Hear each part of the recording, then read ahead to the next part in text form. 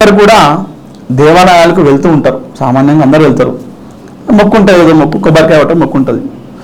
కొబ్బరికాయ కొడతాం మనం, అది కొన్ని పరిస్థితుల్లో కొబ్బరికాయ మురిగిపోతుంది.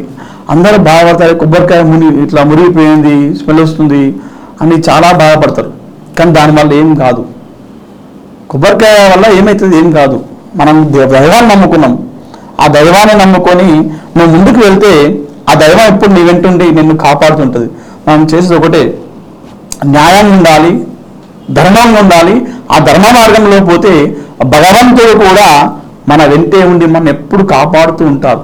100 మంది శత్రువులు ఉన్నా మనం ఏం చేయలేరు, ఎందుకంటే దైవం మన ఎమ్మడం కాదు. మనం న్యాయంగా ఉండాలి, ధర్మంగా ఉండాలి. ధర్మం మన ధర్మం ధర్మం ధర్మం ధర్మం ఎప్పుడు ఉన్నానుకో మనం ఎప్పుడు ఓడుకోం. ఎక్కడ కూడా డబ్బులున్న వాడు కారులో వెళ్తుంటే, ఒక గమ్యానికి వెళ్తుంటే డబ్బు లేనివాడు కూడా రన్నింగ్ చేసుకుంటూ వానికన్నా ముందు వెళ్ళాలి, ఆ గమ్యం చేరుకోవాలి. డబ్బు ఉన్నవాడు కారు వెళ్తాడు గమ్యం చేరుకోనికి, డబ్బు లేనాడు రన్నింగ్ చేసుకుంటూ వెళ్ళాలి. ఆ గమ్యం ఒకటే లక్ష్యం, నేను ఆ గమ్యం చేరుకోవాలి.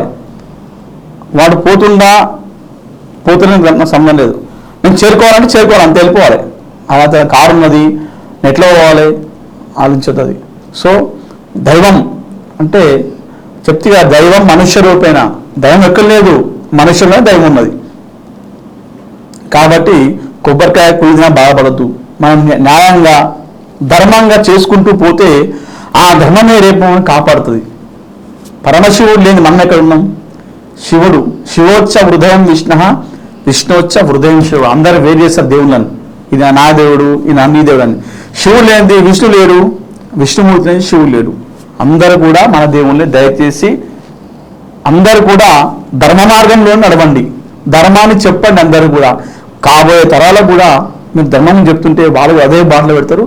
మన హైందవ ధర్మము అందరూ కూడా కాపాడని కోరుకుంటున్నా. స్వామియే శరణమయ్యప్ప. Hi everybody, this is Kireeti Damaraju. Like, share and subscribe to Saira TV. ఓ సైరా.